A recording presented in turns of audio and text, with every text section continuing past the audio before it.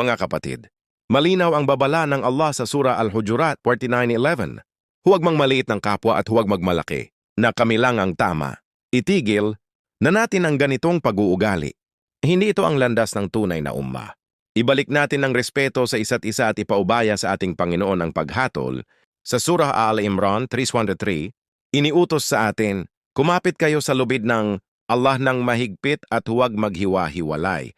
Ang lubid na ito ay Islam, hindi ito pangalan ng grupo, hindi ito titulo, at lalong hindi ito dahilan para hatiin ang ummah. Tayo ay iisa, Muslim, at ang ating relihiyon ay Islam. Ang pagpilit ng akida sa kapwa ay hindi magdudulot ng pagkakaisa, kundi puot at galit, fitna ang bunga nito. Kahit tawagin ninyo ang iba na Asyaira at tawagin ninyo ang inyong sarili na Salafi, iisa pa rin ang ating layunin, ang pagkilala at pagsamba sa ating Panginoon. Kung may hindi pagkakaunawaan, ipaubaya natin ito sa Allah. Piliin natin ang pagmamahalan kaysa pagtatalo. Piliin natin ang respeto kaysa pagmamaliit.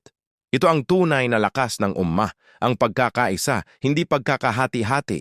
Tandaan natin ang aral ng Nabi, hindi nararapat na magkimkim ng galit sa kapatid na Muslim ng higit sa 3 araw.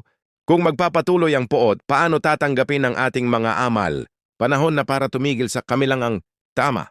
Panahon na para magkaisa bilang isang ummah.